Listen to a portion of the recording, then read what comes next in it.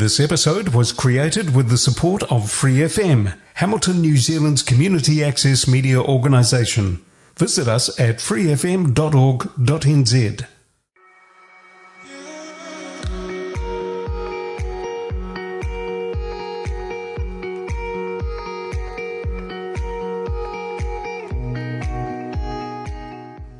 Hello and welcome to another episode of ReThinking Mental Wellbeing.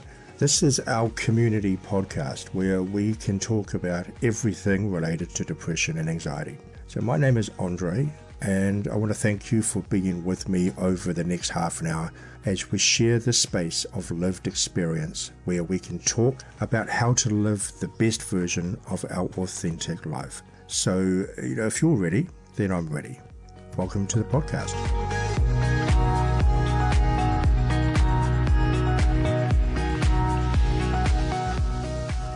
Welcome back to Rethinking Mental Wellbeing. If you're here for the first time, then I'll welcome you to the show. If you've been here before, then welcome back to the show. So here's a question I want to ask you to start off with. Why are emotions so hard to deal with? Why do emotions feel so overwhelming at times?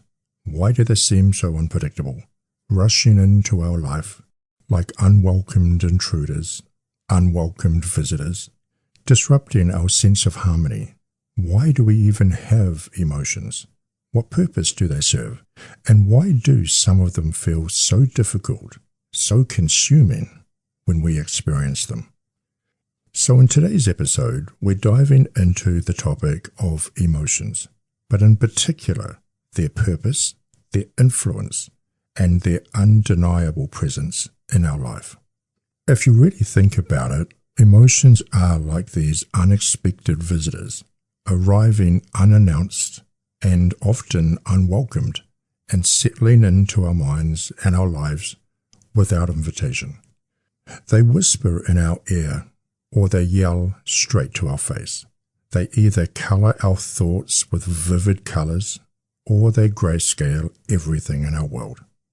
They shape the way that we navigate the world. Whether it's subtle or overwhelming, emotions are ever present, flowing through our life and our daily experiences. They influence our reactions, our decisions, and our perceptions. They intertwine with our self-talk, bleeding seamlessly into our internal dialogue, reinforcing our beliefs about ourselves, other people, and the world around us. A single moment can be defined by the emotions that we attach to it. Joy, meaning, purpose, contentment, bringing life to a memory. Sadness, bitterness, anxiety, and fear also bringing life to a memory, but in a completely different way. In many ways, we measure the quality of our life through the lens of our emotions. When we reflect on our life, we don't just recall events, we remember how they felt. Happiness, contentment, fulfillment becomes markers of success, while pain, suffering, and loss highlights our struggles.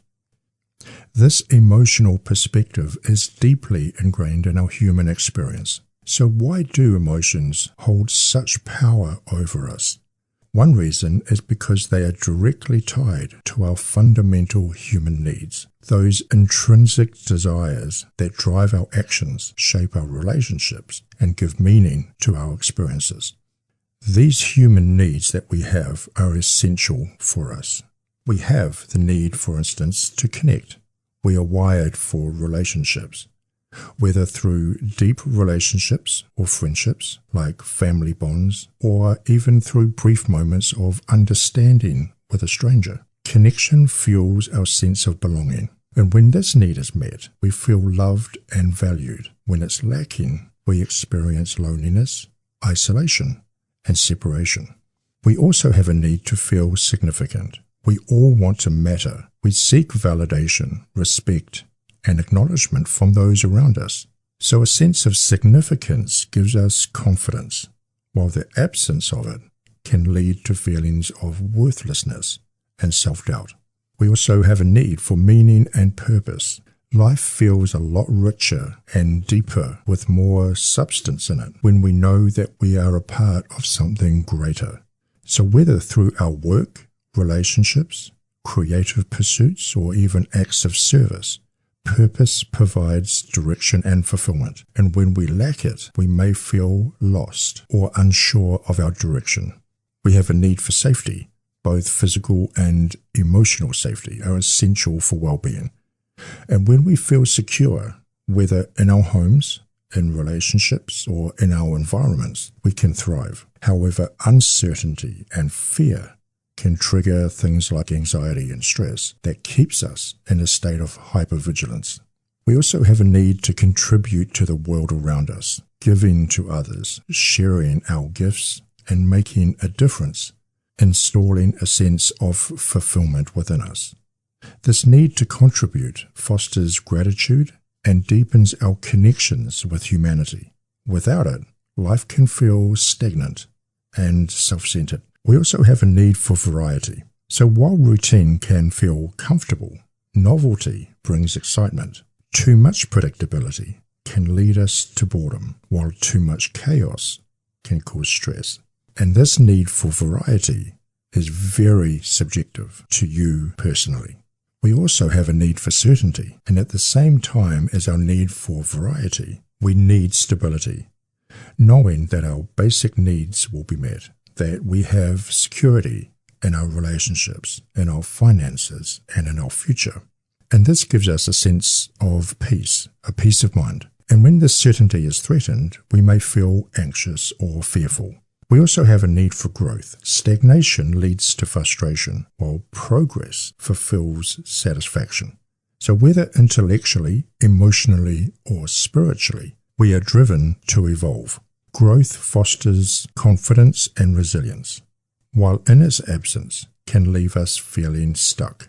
So how do we know when these needs are being fulfilled? This is done through our emotions. So emotions serve as an internal signal, alerting us where we stand in life. Fulfillment, for example, brings feelings of peace and joy and satisfaction, while unmet needs manifest as restlessness, sadness, discontent, fear, anxiety, loneliness, or boredom. So look at emotions as advocating for our needs that have to be met. For example, if you feel anxious or insecure, then your need for safety may be lacking. If you feel unappreciated or overlooked, then your need for significance is being challenged. If you feel disconnected, your need for belonging is not being met. So by tuning into these emotional cues, we gain valuable insight into what our hearts and our authentic self is truly looking for. So we can learn from our emotions. They can become our teachers. They are not enemies to be fought, but messengers to be understood. Every emotion, whether pleasant or difficult, carries a lesson about what we need more of or less of in our lives. And so by embracing this understanding, we can navigate life with a greater sense of awareness, with greater compassion, for the purpose of balancing out our emotions to our needs, not as obstacles, but as guides, leading us towards our authentic nature. To understand the nature of emotions, we need to look beyond the idea that they are simple reactions to our surroundings. Instead, emotions are constructed experiences shaped by our brain's ongoing effort to make sense of the world around us. This is where the work of a neuroscientist by the name of Lisa Feldman Barrett is useful to understand.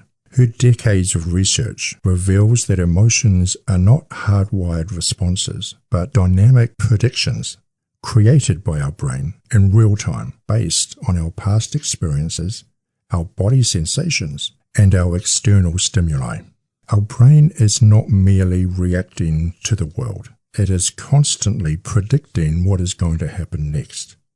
It does this to regulate our body's internal state, ensuring survival by maintaining this balance. This process allows us to adapt to different situations by preparing the body in advance, rather than waiting to react. So let me give you an example of that. Imagine walking into a dark room. Your brain doesn't wait until you've tripped over something to decide there is an obstacle. It predicts the need to walk carefully based on past experiences in similar environments. The same principle applies to our emotions. At every moment, your brain is monitoring countless signals from within your body, your heart rate, your breathing, your blood sugar levels, and a lot more in relation to our sensory input from the external world, so what we see, touch, hear, smell, and taste, to form an interpretation of our experience. This process, known as introspection, is our ability to sense what is happening within our body. Introspection helps us recognize bodily signals that give rise to emotions. So things like your heart beating faster before you have to public speak, your stomach tightening or getting butterflies if you're looking over a cliff. Maybe it's the sudden heaviness in the chest when thinking about a painful memory you have. These sensations are not emotions in themselves. They are raw data. And our brain takes this data and constructs a story around it. And it takes the story from our past experiences to interpret what we're feeling. This means that emotions are not merely reactions to the world, but rather they're predictions designed to help us navigate through it. Understanding emotions in this way changes everything. So instead of viewing them as irrational impulses, we can begin to see emotions as essential tools, guiding us towards understanding and growth and well-being. So we can start to see emotions as a built-in diagnostic system, providing real-time feedback about our inner world. They tell us, are our needs being met or are they being ignored? Are we living authentically or suppressing who we are? Are we in alignment with our values or are we betraying them? Many of us, though, have been conditioned to distrust our emotions. From an early age, we may have learned to suppress our feelings, believing them to be weaknesses rather than sources of wisdom. Perhaps we grew up in households where expressing emotions or certain emotions was discouraged, where love and validation were conditional, where vulnerability was met with rejection. And as a result, we learned to minimize our experiences, invalidating our own needs and silencing the emotions that were trying to guide us. So instead of resisting emotions, what if we welcomed them as messengers? What if, instead of pushing them away, we leaned in with curiosity? When we feel sadness, rather than seeing it as a rubber stamp of our self-worth, we could ask, what is this emotion trying to tell me? When we feel anger, instead of suppressing it, we might explore what boundary has been crossed. When anxiety arises, instead of fearing it, we may ask and consider, what does my brain perceive as uncertain or unsafe? This shift in perspective allows us to cultivate emotional intelligence, the ability to recognize, understand, and regulate our emotions in a way that serves us rather than hinders us. Emotional intelligence is not about controlling or eliminating emotions. It is developing a deeper awareness of them, using them as tools for self-discovery and meaningful action. So emotions are not enemies to be conquered. They are our allies, offering insight, direction, and often connection. By shifting from resistance to curiosity, from suppression to awareness, we can learn to navigate our emotional world with greater wisdom and resilience. So the next time you experience an emotion, whether it's joy, sadness, anger, or fear, remember that it's not just something happening to you, but it's something being constructed by you. And with that understanding comes a powerful realization. You have the ability to shape your emotional experience in the way that serves your well-being. When we suppress our emotions, we don't just eliminate them, we bury them. But buried emotions do not simply disappear, they fester. they transform into something more complex and more insidious. Suppression creates an internal void, an emptiness that does not stay silent. This void echoes with the unmet needs that we continue to ignore, reverberating through our minds and our bodies, and then our life, in ways that we may not immediately recognize. Over time, these suppressed emotions manifest in different ways: anxiety, burnout, resentment, exhaustion, even physically, like headaches, muscle tension, digestive issues, or sickness. They seep into our relationships, influencing the way that we interact with other people, sometimes making us feel withdrawn, irritable, and reactive. And the more we push them down, the more they persist, demanding our attention in louder, more disruptive ways. But the truth of the situation is emotions are not the enemy. As we said before, emotions are the messengers. They advocate for our needs. They guide us towards healing and growth and self-awareness. When we dismiss our emotions, we dismiss valuable information about what we need, what we value, and what is misaligned and out of alignment with our lives. And when we learn to listen, to truly listen, we can begin to use them as signposts instead of burdens. For many of us, though, we live in a state of emotional neglect. And if you look at the definition of emotional neglect, it is the failure to meet someone's emotional needs. This often means withholding love, support, or affection. This may mean that your environment when you were younger ignored your emotional expression. This could be that people around you dismissed or minimized your feelings or your experiences. Maybe you had people around you who were emotionally distant or unresponsive to your needs. Or maybe you had people around you who withheld love, warmth, and emotional connection. And now as an adult, we have learnt through our experiences to treat yourself in the same way that you have been treated.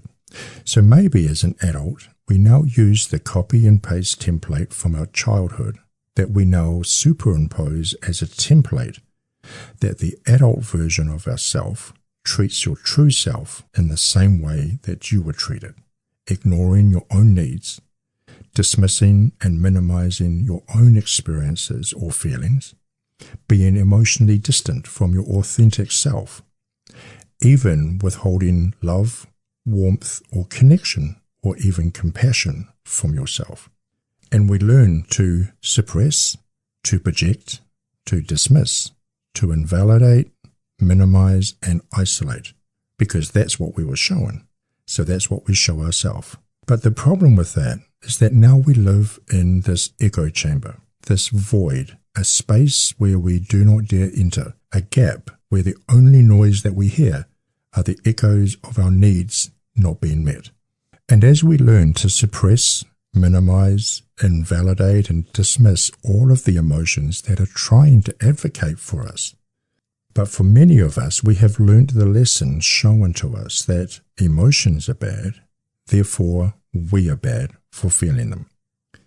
And when we understand and learn that our emotions are there to advocate for our needs to be met, we can start to use our emotions as signposts, as guides, that leads us towards a life that is authentically you, a life that is in harmony and in balance, that we can create a life and our environment that is a reflection of our authentic self. Our emotions are deeply influenced by our environment and the context in which we experience them. The way we interpret an emotion or a sensation, whether it be fear, excitement, love, or discomfort, depends largely on the story that we tell ourselves about it. So consider this. Neurologically, there is very little difference between anxiety and excitement. Both involve an increase in heart rate, heightened awareness, and physiological arousal. The only difference is our perception of it. So I'm going to read off for you a paragraph of one of Lisa Feldman Barrett's books called How Emotions Are Made. This is in the start of the book, and it illustrates for you how we can misread our emotions because of the environment that we are in. So she talks about going on a date with a person that she didn't really know well and didn't really like. Reluctant to go on this date with him because she wasn't particularly attracted to him. But she went anyway. They sat together, they had coffee, and to her surprise, she felt her face getting flushed several times as he spoke. Her stomach fluttered, started having trouble concentrating. Okay, she thought to herself, I'm clearly attracted to him. So they parted ways, agreeing to go out at a later time. She headed home to her house. She shut the door behind her, dropped her keys on the floor, threw up, and then spent the next 2 weeks in bed with the flu. She had misread her bodily sensations, attaching it to the environment that she was in. So every waking moment, your brain uses past experiences to guide our actions and to give our senses and our sensations meaning. So let's put this into another context. If you are at the gym and you're working out, you would expect to be short of breath, maybe struggling to breathe, taking more air in. You would expect to be sweating and hurting, and maybe stopping multiple times just to catch your breath and rest before you continue. But if you were to put those same emotions and sensations into a different context, for instance, if you're at home sitting in a chair doing nothing, and you experience shortness of breath, hard to breathe, pain, sweating, you're going to interpret that sensation a lot differently, because the environment that you are in should not mean that you feel like that. I see this a lot with people with anxiety, because often the feeling of anxiety is confused when we may be feeling excitement. And it often gets confused because it's the story of anxiety that tells us it's anxiety. So for a lot of people who are desperately trying to avoid the sensation of anxiety, often will avoid the sensation of excitement because the two feel very similar.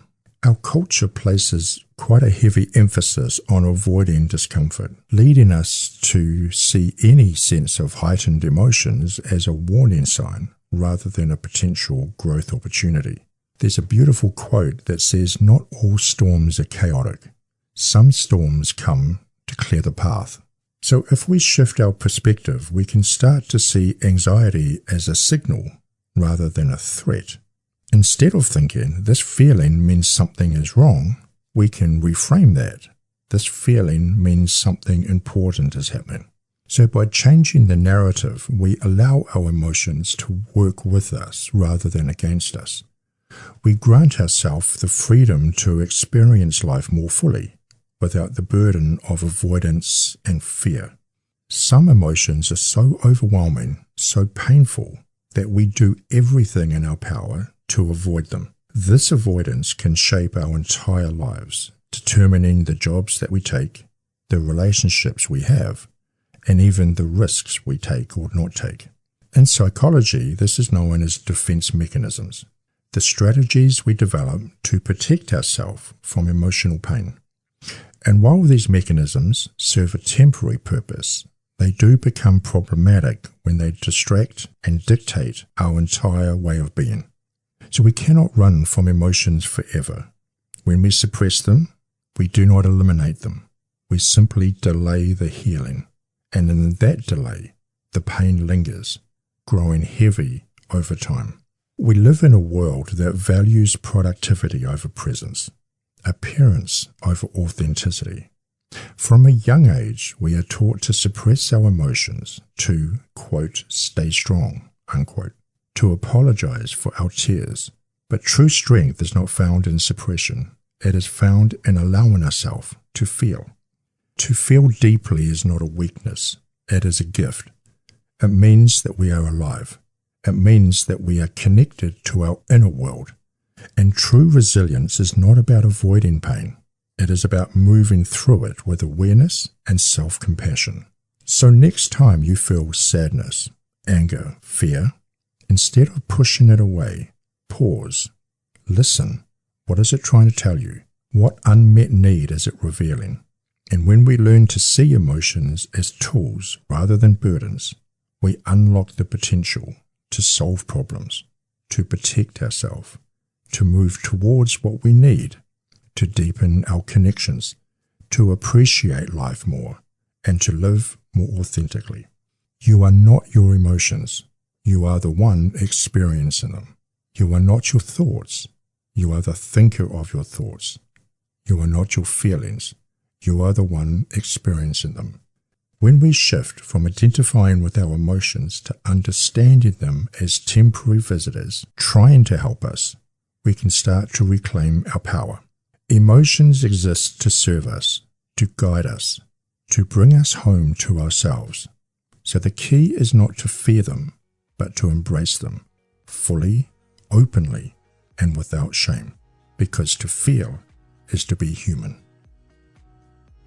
So that's all I've got for this episode. Thank you for joining me today, and I hope that you've got something useful from this discussion. And if you have any questions you would like us to discuss on future episodes, then please email me at rethinkingmentalwellbeing@gmail.com. I'd love to hear from you. So until then, go well, go in peace, have a great week, and we'll see you next time.